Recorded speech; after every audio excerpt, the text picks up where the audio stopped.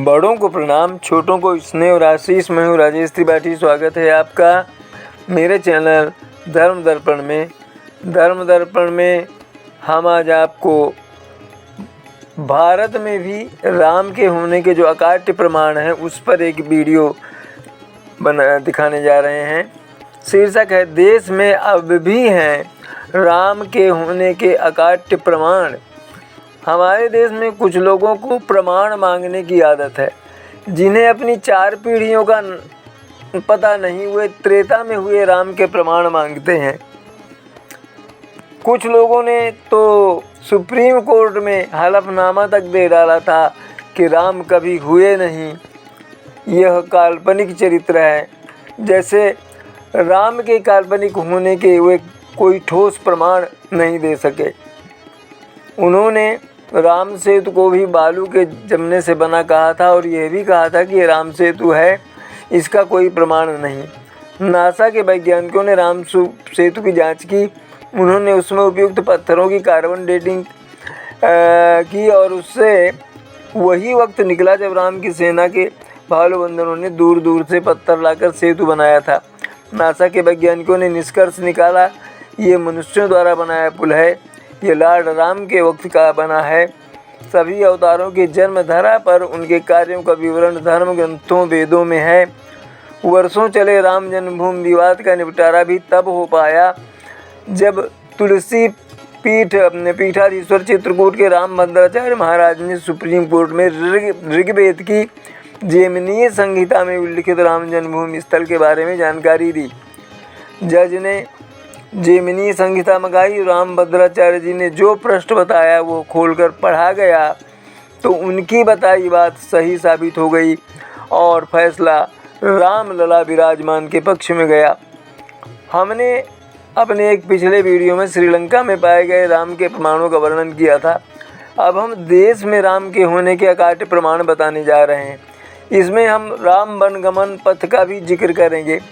अथर्ववेद में भी अयोध्या का जिक्र इस प्रकार से है, अष्टचक्रा नवद्वारा देवानां पूरयोध्या तस्यां हिरण्यकोशः स्वर्गो ज्योतिषा व्रतः। अर्थात 8 चक्र और 9 द्वारों वाली अयोध्या अर्थात राम का नगर है। यह प्रकाश वाला कोश है जो आनंद और प्रकाश से युक्त है। अयोध्या के बारे में यह विवरण मिलता है कि यह सरयू तट पर 12 योजन लंबाई, 1 योजन लगभग 16 किलोमीटर का होता है और 3 योजन की चौड़ाई में बसा नगर है, जो सूर्यवंश की सत्ता का प्रतीक रहा है। भारत के इतिहास में कौशल प्रदेश की राजधानी के रूप में उल्लिखित अयोध्या आध्यात्मिक अवतारों की साक्षी रही है। हिंदुओं के तमाम आराध्य देवी देवताओं में से एक जिन्होंने मनुष्य रूप में पृथ्वी लोक पर अवतार लिया, उनमें से एक भगवान राम ने यहाँ जन्म लिया। वाल्मीकि और तुलसीदास ने भी अपने ग्रंथों में अयोध्या का उल्लेख किया है। वास्तव में अयोध्या का इतिहास तो राम से भी पुराना है, क्योंकि सूर्यवंशियों का राजपाट भारत के इतिहास में जिस कौशल प्रदेश से हुआ उसकी राजधानी अयोध्या को बनाया गया। राम से पहले 50 से ज़्यादा सूर्यवंशी राजाओं ने यहाँ राज किया। इतना ही नहीं, राम राज्य के बाद भी 30 से ज़्यादा रघुकुलवंशियों ने यहाँ शासन किया, जिसमें राम के पुत्रों लव कुश में से कुश उनके उत्तराधिकारी रहे। सूर्यवंशियों की 100 पीढ़ियाँ बीते 4 युगों में अयोध्या पर राज कर चुकी हैं। त्रेता युग में जहाँ राम के बाद कुश आखिरी शासक थे, वहीं द्वापर युग में बृहच्छत्र आखिरी शासक थे। प्रातः काल जब सूरज उगने पर अयोध्या नगरी जगती है तो वहाँ गूंजती है राम धुन। वह जैसे वातावरण में घुलकर प्रभु राम का आह्वान करती है। वाल्मीकि रामायण के अनुसार माता सीता का जन्म जनकपुर में हुआ था। यहाँ माता सीता का मंदिर बना है। ये लगभग 4860 वर्ग फीट में फैला हुआ है। मंदिर के विशाल परिसर के आसपास लगभग 115 सरोवर हैं। इनके अलावा कई कुंड भी हैं। इस मंदिर में माँ सीता की प्राचीन मूर्ति है। लोगों के अनुसार एक संत यहाँ साधना तपस्या के लिए आए। इस दौरान उन्हें माता सीता की एक मूर्ति मिली जो सोने की थी। उन्होंने ही इसे वहाँ स्थापित किया था। इसके बाद टीकमगढ़ की महारानी कुमारी बृषभानु वहाँ दर्शन के लिए गई। उन्हें कोई संतान नहीं थी। वहाँ पूजा के दौरान उन्होंने ये मन्नत मांगी कि उन्हें कोई संतान होती है तो वो वहाँ पर मंदिर बनवाएंगी। संतान प्राप्ति के बाद वह फिर आईं और 1895 के आसपास मंदिर का निर्माण शुरू हुआ। 16 साल में मंदिर का निर्माण पूरा हुआ। वाल्मीकि रामायण में भी जनकपुर का वर्णन है। नेपाल के धनुषा नेपाल जिले में धनुष धाम स्थित है। धनुषा धाम में आज भी शिव जी के पिनाक धनुष के अवशेष पत्थर के रूप में मौजूद हैं। वाल्मीकि रामायण के अनुसार जब पिनाक धनुष टूटा तो भयंकर विस्फोट हुआ था। धनुष के टुकड़े चारों ओर फैल गए थे। उनमें से कुछ टुकड़े यहाँ भी गिरे थे। मंदिर में अब भी धनुष के अवशेष पत्थर के रूप में माने जाते हैं। त्रेता युग में धनुष के टुकड़े विशाल भूभाग में गिरे और उनके अवशेष धनुषा धाम में के निवासियों ने सुरक्षित रखा। भगवान शंकर के पिनाक धनुष के अवशेष की पूजा त्रेता युग से अब तक लगातार चल रही है। इतने प्रमाणों के अतिरिक्त राम वनगमन के प्रसंग में उनकी अयोध्या से श्रीलंका स्थित रावण की राजधानी तक जाने का मार्ग इतना स्पष्ट है कि कहीं कोई संशय का प्रश्न ही नहीं उठता। क्या है राम का वनगमन मार्ग, कहाँ से वो वहाँ तक लंका तक पहुँचे, किन किन स्थानों से गुजरते हुए, उससे संबंधित एक मानचित्र भी हम यहाँ दे देंगे। राम को जब वनवास हुआ तो वाल्मीकि रामायण के अनुसार वे सबसे पहले तमसा नदी पहुँचे जो अयोध्या से 20 किलोमीटर दूर है। इसके बाद उन्होंने गोमती नदी पार की और प्रयागराज यानी प्राचीन इलाहाबाद से 20-22 किलोमीटर दूर वे श्रृंगबेरपुर पहुँचे जो निषाद राजगुह का राज्य था। यहीं पर गंगा के तट पर उन्होंने केवट से गंगा पार करने को कहा। इलाहाबाद से लगभग 35 किलोमीटर दूर उत्तर पश्चिम की ओर स्थित सिंगरौर नामक स्थान ही प्राचीन समय में श्रृंगबेरपुर नाम से जाना जाता था। रामायण में इस नगर का उल्लेख आता है। यह नगर गंगा घाटी के तट पर स्थित था। इलाहाबाद जिले में ही कुरई नामक एक स्थान है जो सिंगरौर के निकट गंगा नदी के तट पर स्थित है। गंगा के उस पार सिंगरौर तो इस पार कुरई है। सिंगरौर में गंगा पार करने के पश्चात श्री राम इसी स्थान पर उतरे थे। कुरई से आगे चलकर श्री राम अपने भाई लक्ष्मण और पत्नी सीता सहित प्रयाग पहुँचे थे। यहाँ गंगा यमुना का संगम स्थल है। हिंदुओं का ये सबसे पवित्र स्थान है। प्रभु श्री राम ने संगम के समीप यमुना नदी को पार किया और फिर पहुँच गए चित्रकूट और उसके आसपास उस काल के कई स्थल अब भी विद्यमान हैं जिनमें वाल्मीकि आश्रम, मांडव्य आश्रम, अनसुईया आश्रम, भरतकूप आदि हैं। चित्रकूट में ही भरत राम को मनाने के लिए अपनी सेना के साथ पहुँचते हैं तब जब दशरथ का देहांत हो चुका होता है। भरत यहाँ से राम की चरण पादुका ले जाकर उनकी चरण पादुका रखकर राज्य करते हैं। राम का तीसरा पड़ाव चित्रकूट के वासी अत्रि ऋषि का आश्रम था जो अब मध्य प्रदेश के सतना जिले में स्थित है। इस आश्रम में भी श्री राम ने कुछ वक्त बिताया। अत्रि ऋषि ऋग्वेद के पंचम मंडल के दृष्टा माने जाते हैं। अत्रि ऋषि की पत्नी का नाम अनसुईया जो दक्ष प्रजापति की 24 कन्याओं में से एक थी। जब राम, सीता, लक्ष्मण उनके आश्रम पहुँचे तो उनका स्वागत कंदमूल फलों से किया गया। माता अनसुईया ने वहाँ सीता को दिव्य वस्त्र आभूषण भेंट करने के बाद उनको पातिव्रत धर्म की शिक्षा दी। चित्रकूट की मंदाकिनी, गुप्त गोदावरी, छोटी पहाड़ियाँ, कंदराओं आदि से निकल कर भगवान राम घने जंगलों में पहुँचे। अत्रि ऋषि के आश्रम में कुछ दिन रुकने के बाद श्री राम ने मध्य प्रदेश और छत्तीसगढ़ के घने जंगलों को अपना आश्रय स्थल बनाया। ये उनका चौथा पड़ाव था। यह जंगल क्षेत्र था दंडकारण्य। अत्रि आश्रम से दंडकारण्य आरंभ हो जाता है। छत्तीसगढ़ के कुछ हिस्सों पर राम ने नाना और कुछ राम के नाना और कुछ पर बाणासुर का राज्य था। यहाँ की नदियों, पहाड़ों, सरोवरों एवं गुफाओं में राम के रहने के अनेक प्रमाण हैं। यहीं पर राम ने अपना वनवास काटा था। दंडक राक्षस के कारण इसका नाम दंडकारण्य बना। आजकल यह क्षेत्र दंतेवाड़ा के नाम से जाना जाता है। इसी दंडकारण्य का ही हिस्सा है आंध्र प्रदेश का एक शहर भद्राचलम। गोदावरी नदी के तट पर बसा यह शहर सीता रामचंद्र मंदिर के लिए प्रसिद्ध है। यह मंदिर भद्रगिरि पर्वत पर है। ऐसी मान्यता है कि श्री राम ने वनवास के दौरान कुछ दिन इस भद्रगिरि पर्वत पर भी बिताए थे। स्थानीय मान्यता के मुताबिक दंडकारण्य के आकाश में ही रावण और जटायु का युद्ध हुआ था और जटायु के कुछ अंग दंडकारण्य में आ गिरे थे।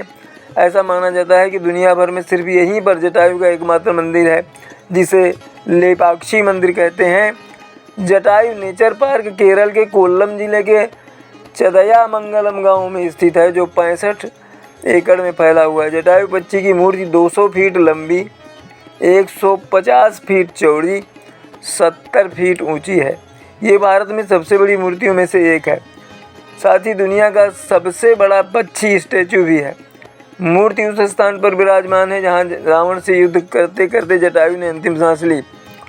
पांचवा पड़ाव जो है पंचवटी को मानते हैं। दंडकारण्य में मुनियों के आश्रमों में रहने के बाद श्री राम कई नदियों, तालाबों, पर्वतों, वनों को पार करने के पश्चात नासिक में अगस्त्य मुनि के आश्रम पहुँचे। अगस्त्य मुनि का आश्रम नासिक के पंचवटी क्षेत्र में था। त्रेता युग में लक्ष्मण और सीता सहित श्री राम जी ने वनवास का कुछ समय यहाँ बिताया।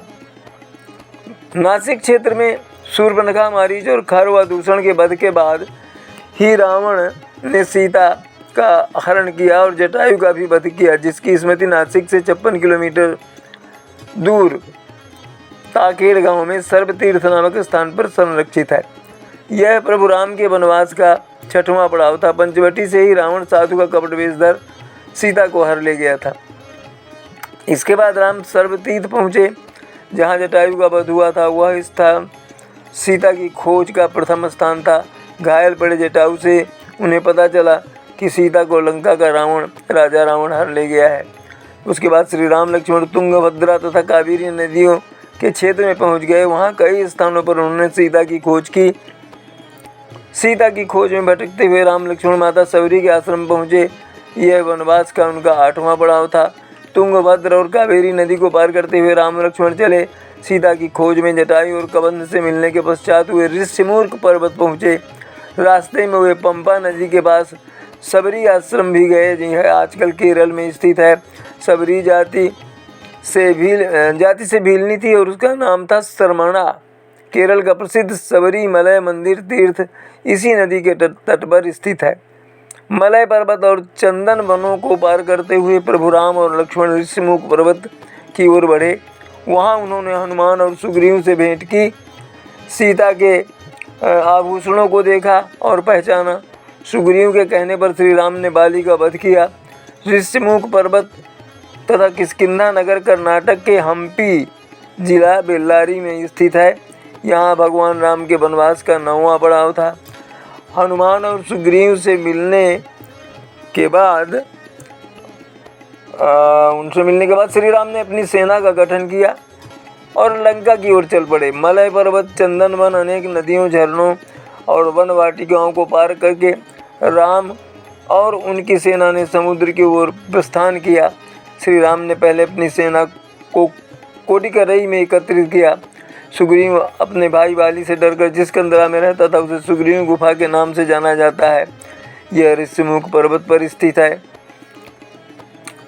रामेश्वरम प्रसिद्ध हिंदू तीर्थ केंद्र है। रामायण के अनुसार भगवान श्री राम ने लंका पर चढ़ाई करने के पहले यहाँ भगवान शिव की पूजा की थी। रामेश्वरम का शिवलिंग श्री राम द्वारा स्थापित किया गया था। यहाँ प्रभु राम के वनवास का 11वां पड़ाव था। वाल्मीकि रामायण के अनुसार 3 दिन की खोजबीन के बाद श्री राम ने रामेश्वरम के आगे समुद्र में वह स्थान ढूंढ निकाला जहाँ से आसानी से श्रीलंका पहुँचा जा सकता था। उन्होंने नल और नील की मदद से उक्त स्थान से लंका तक का पुल निर्माण करने का निर्णय लिया। धनुषकोडी भारत के तमिलनाडु राज्य के पूर्वी तट पर रामेश्वरम द्वीप के दक्षिणी किनारे पर स्थित एक गाँव है। धनुषकोडी पंबन के दक्षिण पूर्व में स्थित है। धनुषकोडी श्रीलंका में कल्लई मन्नार से करीब 18 मील पश्चिम में है। ये श्री राम के वनवास काल का 12वां पड़ाव था। राम सेतु, जिसे अंग्रेजी में एडम्स ब्रिज भी कहा जाता है, तमिलनाडु के दक्षिण पूर्वी तट के किनारे रामेश्वरम द्वीप तथा श्रीलंका के उत्तर पश्चिमी तट पर मन्नार द्वीप को मध्य चूना पत्थर से बनी एक श्रृंखला है। भौगोलिक प्रमाणों से पता चलता है कि किसी समय यह सेतु भारत तथा श्रीलंका को भूमार्ग से आपस में जोड़ता था। यह पुल करीब 30 किलोमीटर लंबा है। नासा के वैज्ञानिकों ने राम सेतु के निर्माण में लगे पत्थरों की कार्बन डेटिंग करने के बाद यह निष्कर्ष निकाला कि यह सेतु मानव निर्मित है और श्री राम के काल में बना है। जिन्हें संदेह हो वह यूट्यूब में जाकर राम सेतु के बारे में बियॉन्ड WION न्यूज चैनल में राम सेतु से संबंधित नासा का वीडियो देख सकते हैं।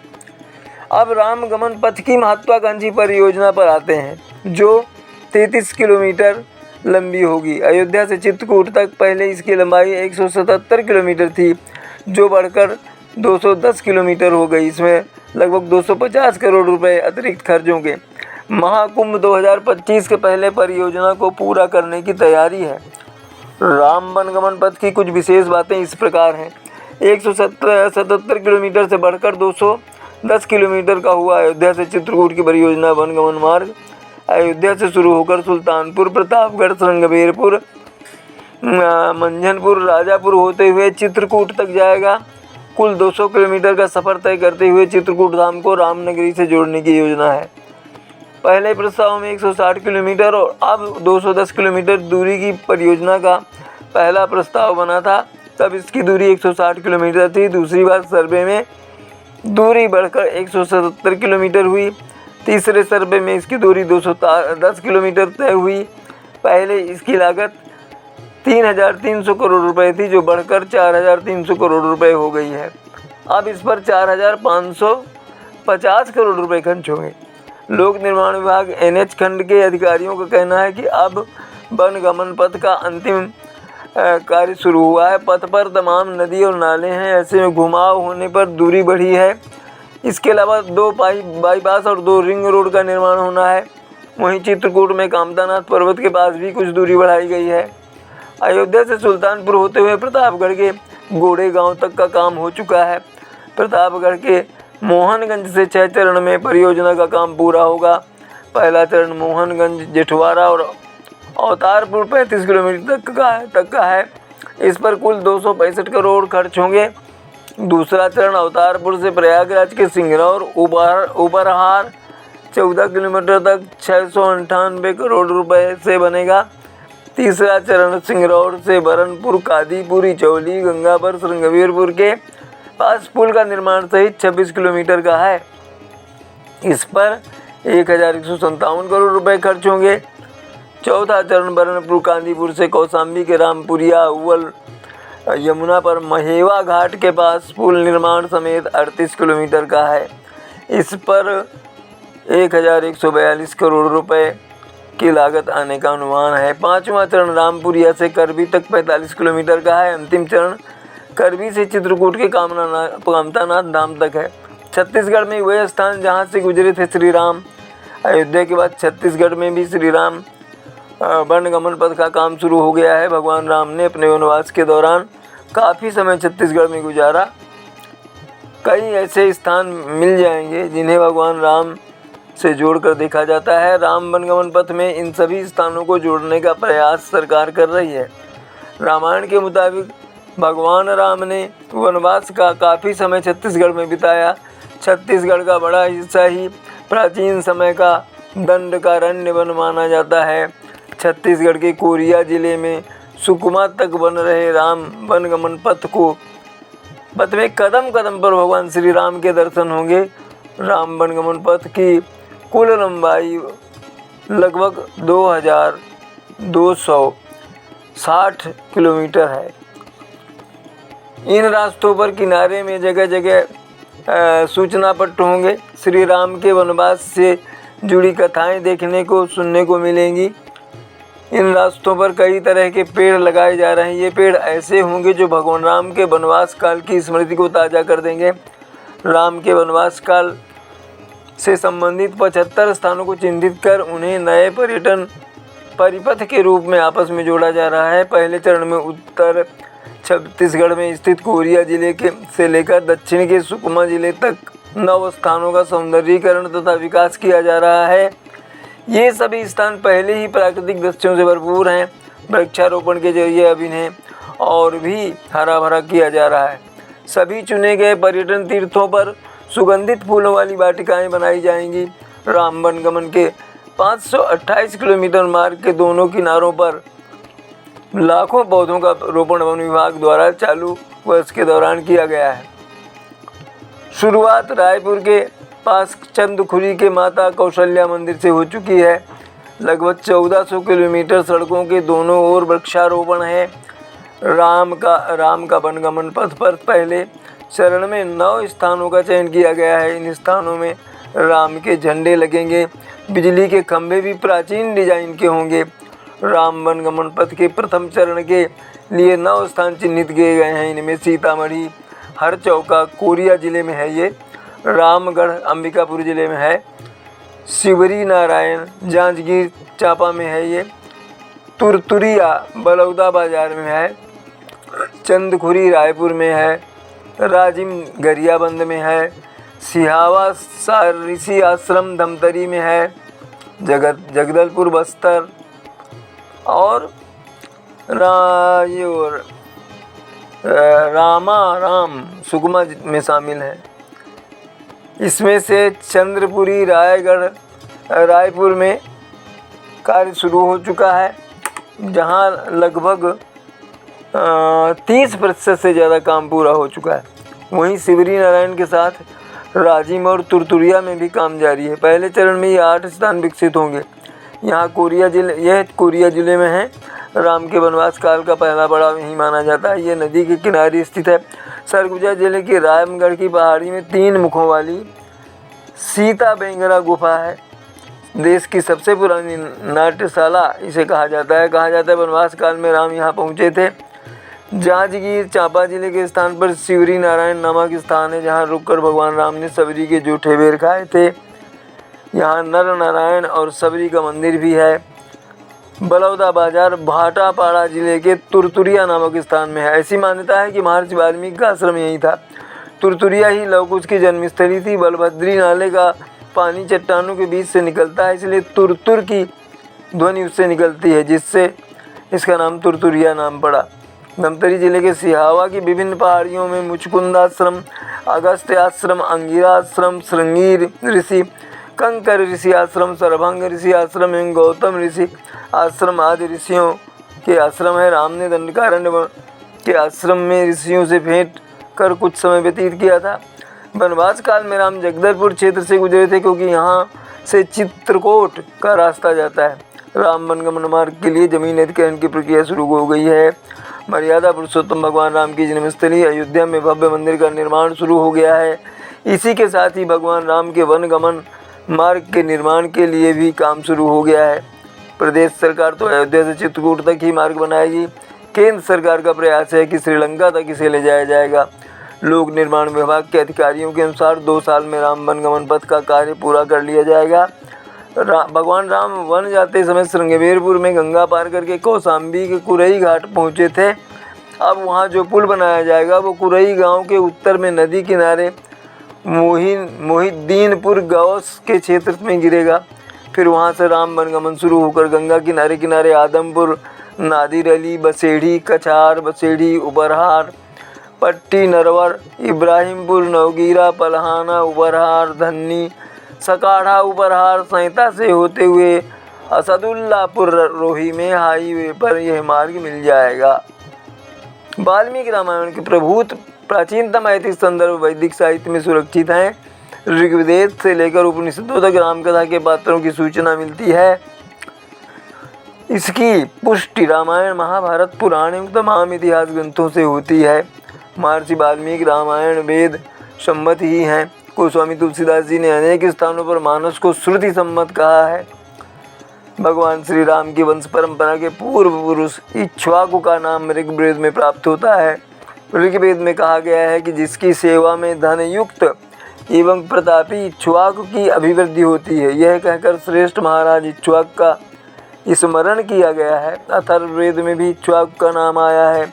राम के काल में वेद के बड़े बड़े मंत्रदृष्टा ऋषि विद्यमान थे। विश्वामित्र, वशिष्ठ, अगस्त्य आदि श्री राम के अवतार के समय थे। रामायण की संस्कृति यज्ञों की ही महासंस्कृति है। हम इससे पहले श्रीलंका में राम के प्रमाण पर एक वीडियो अपने चैनल में डाल चुके हैं। अगर आपने नहीं देखा तो उसका लिंक हम यहाँ दे रहे हैं, जिस पर जाकर आप उसे देख सकते हैं। नीचे है वह लिंक। नमस्कार, प्रणाम।